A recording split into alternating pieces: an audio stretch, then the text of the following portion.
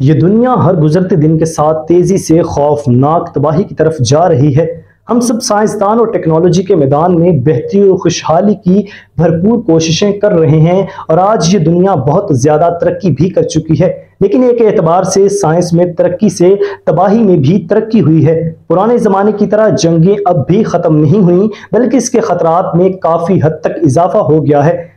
اب ہم ایٹمی جنگ سے بھی بڑے خطرے کا سامنا کرنے جا رہے ہیں، اور وہ ہے جرمز وار، یعنی جراثیمی جنگ۔ جراثیم ہمارا مقابلہ کیسے کریں گے، یا جراثیم کس طرح تباہی مچا سکتے ہیں؟ کیا ماضی میں بھی دشمنوں کو شکست دینے کے لیے جراثیموں کا سہارا لیا جاتا تھا؟ مستقبل میں ہمیں کون سے خوفناک وائرسز کا سامنا کرنا پڑ سکتا ہے؟ یہی سب کچھ جانیں گے آپ اس انٹرسٹنگ ویڈیو میں۔ بیماریوں کی وجہ بننے والے جراثیم اور وائرس کو ختم کرنے کے لیے کئی سالوں سے ریسرچ جاری ہے۔ اس ریسرچ میں جراثیم اور وائرس کو کنٹرول کرنے اور ان کا علاج کرنے کی کوشش کی جاتی ہے، لیکن یہی تحقیق اگر نیگیٹو وے میں استعمال ہو جائے تو بہت بڑی تباہی بھی لا سکتی ہے۔ یعنی جراثیم کو ختم کرنے کی بجائے ان کی افزائش میں اضافے کی کوئی منفی کوشش انسانیت کو بڑی تباہی سے دوچار کر سکتی ہے۔ بس ایسی ہی منفی کوششیں جراثیمی جنگ کی بنیاد بن سکتی ہیں۔ جراثیمی جنگ کا تصور بہت پرانا ہے۔ قدیم جنگجو بھی بیماریوں والے اجسام دشمن کی دیواروں پر رکھ دیتے تھے، یا ان کے کنویں کے پانی کو زہریلا کرنے کے لیے ان میں بیمار جانور پھینک دیتے تھے۔ لیکن اس دور میں ماڈرن ٹیکنالوجی کے ذریعے جراثیم کو پرورش دے کر لاکھوں لوگوں کو چند لمحوں میں ہی ختم کیا جا سکتا ہے۔ 1972 میں امریکہ اور سابق سوویت یونین نے ایک تاریخی معاہدے پر دستخط کیے، جس میں خطرناک جراثیمی ہتھیاروں کی تیاری پر پابندی لگائی گئی تھی۔ تاہم بائیو انجینئرنگ کی ٹیکنالوجی اب اتنی زیادہ ترقی یافتہ ہو چکی ہے کہ ایسا کوئی معاہدہ بے سود ہے۔ ہم دیکھتے ہیں کہ ڈی این اے سے متعلقہ جب بھی کوئی نئی تحقیق شروع کی جاتی ہے تو اسے دفاعی یا جارحانہ قرار نہیں دیا جا سکتا، وہ محض ریسرچ ہوتی ہے۔ جینز کی تبدیلی کو کسی بھی مقصد کے لیے استعمال کیا جا سکتا ہے۔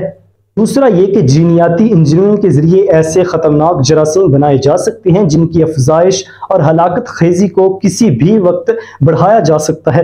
ماضی میں کبھی ایسا سوچا بھی نہیں جا سکتا تھا کہ امریکہ اور رشیا جراثیمی ہتھیاروں کے حامل نہیں ہو سکتے، لیکن آج یہ ٹیکنالوجی ہر ملک میں موجود ہو سکتی ہے، اور عالمی پابندیوں کے باوجود کئی ممالک میں ایسے جراثیمی ہتھیار تیار کیے جا رہے ہیں۔ ہم نے حال ہی میں کرونا وائرس کی خوفناک تباہی کا مشاہدہ کیا ہے۔ کچھ لوگوں کا خیال ہے کہ یہ کرونا بھی دراصل لیبارٹری میں تیار کردہ اور ایک ترمیم شدہ جینیٹکلی موڈیفائڈ وائرس تھا، جسے محض ایک تجربے کے لیے استعمال کیا گیا، اور خیال کیا جاتا ہے کہ مستقبل میں ایسے کئی تجربات آزمائے جا سکتے ہیں۔ مستقبل کا ایک بہت بڑا خطرہ ہوا میں تیرتا ہوا HIV ہے۔ ہم جانتے ہیں کہ زکام کے وائرس چھینک کے ذریعے دوسروں تک منتقل ہو سکتے ہیں، جبکہ ایڈز کا وائرس اس طرح نہیں پھیلتا، بلکہ وہ صرف انتقال خون یا نسل در نسل آگے منتقل ہوتا ہے، کیونکہ وہ کھلی ہوا میں زندہ نہیں رہ سکتا۔ لیکن خطرے کی بات یہ ہے کہ اگر زکام کے وائرس کے جینز ایڈز میں شامل ہو جائیں تو اس بات کا امکان ہے کہ وہ کھلی ہوا میں بھی زندہ رہ سکیں گے۔ اسی طرح ایڈز کا وائرس عام زکام کے وائرس کی طرح بھی پھیل سکتا ہے، جس سے بہت سے انسان متاثر ہو سکتے ہیں۔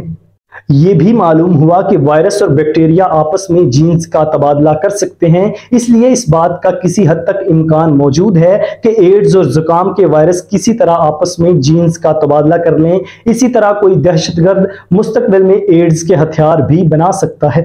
قدیم دور میں انسانوں کی تباہی کا باعث بننے والی کئی بیماریاں مثلاً طاعون اور چیچک وغیرہ اس وقت ختم ہو چکے ہیں، لیکن ہم جانتے ہیں کہ ان کے وائرس اور جراثیم ریسرچ کی غرض سے لیبارٹریز میں محفوظ حالت میں موجود ہیں۔ ان جراثیموں اور وائرسز کو زیادہ طاقتور کرنے کے لیے کسی بھی ملک میں پھیلایا جا سکتا ہے، جس سے ایک بار پھر ان جراثیموں کی نئی شکلیں پھیل سکتی ہیں اور خطرناک تباہی کا باعث بن سکتی ہیں۔ جراثیمی ہتھیاروں کے استعمال میں اہم رکاوٹ بس یہی ہے کہ یہ اس ماحول کو بھی تباہ کر سکتے ہیں جہاں وہ موجود ہوں۔